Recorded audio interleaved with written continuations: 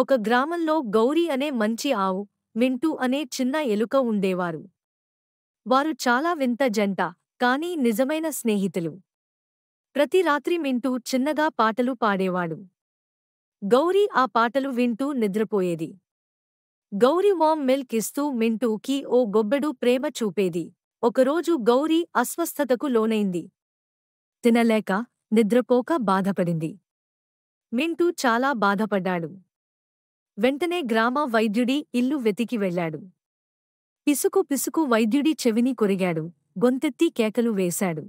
ఆ ఆశ్చర్యపోయిన డాక్టర్ ఎలుక వెంట నడిచి గౌరీ దగ్గరకు వచ్చాడు. చికిత్స చేసి గౌరిని బాగుచేశాడు.